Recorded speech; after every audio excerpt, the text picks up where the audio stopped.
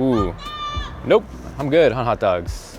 Yo guys, Jonathan here, and the more I use the iPhone 11 and the 11 Pro, the more I'm impressed, specifically with video. It is ridiculous. What you're watching right now is the front-facing camera 4K, and last week I dropped a video on how the 11 and 11 Pro got better through a beta update with Deep Fusion, and not but a week later, it got better again. Shout out to Nipsey, shout out to Kobe!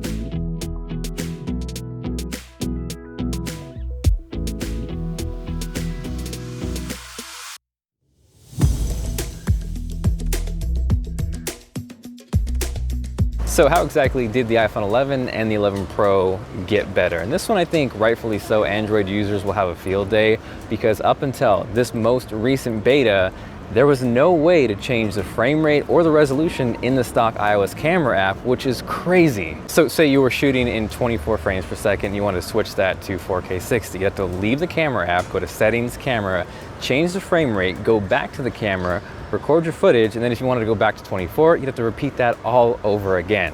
So again, because the camera and specifically the video is so good this year, having that ability to change frame rate within the camera app is more important than ever.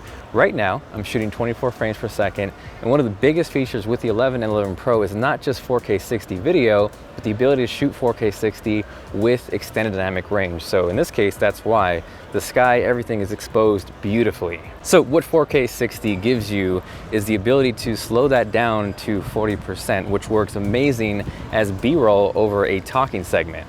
Yeah, you can do this on something like Final Cut Pro or Adobe Premiere on your computer, but it's super simple to do that on your phone with something like LumaFusion. So what you would do in a 4K 24 frame per second project is take that 4K 60 footage, drop it in, head over to the attributes where you can retime it, drop that down to 40%, and voila, you have beautiful slow motion B-roll.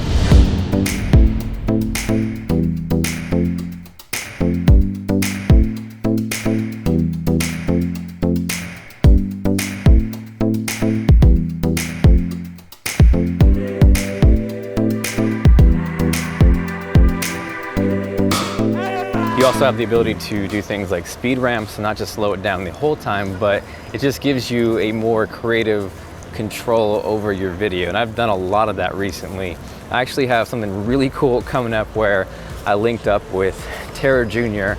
and the ability to mix frame rates 24, 60, or if you use Filmic Pro, I actually screwed around with 48 frames per second, and the results were mind-blowing, so stay tuned for that.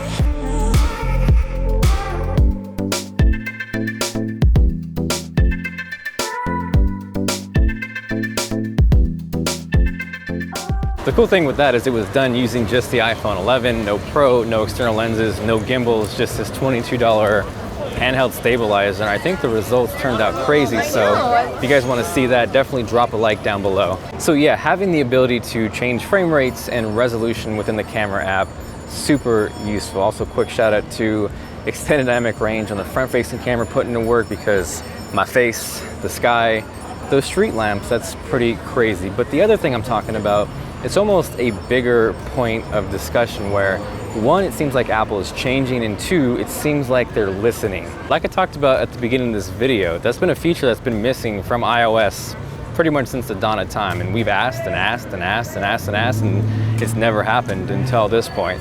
It's almost to the point where I'm gonna need to revisit my iPhone 11 Pro Max review, because almost everything that was missing that I was asking for has come through an update, which is just kind of crazy if you think about what Apple is normally used to. Again, this was just a beta update, which added one of the most important features that I've ever wanted in iOS. And I'm excited to see where it goes, because as quickly as they drop these phones, they're dropping releases and updates even quicker. So yeah, I didn't really expect to make this video, but this update was huge for me. I'm gonna be using it all the time.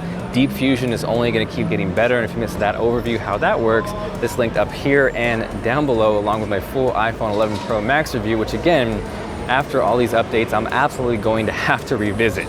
Now, if you picked up an iPhone 11 or 11 Pro, let me know how it's been for you. Thank you guys so much for watching, and shout out to that 4K front-facing camera putting in work, because it is after sunset dark AF right now. If you guys missed it, I dropped a video on the OnePlus 7T, which honestly might be my favorite Android phone of the year. Surprising. Link is down below. Thank you guys again, and I will catch you guys later.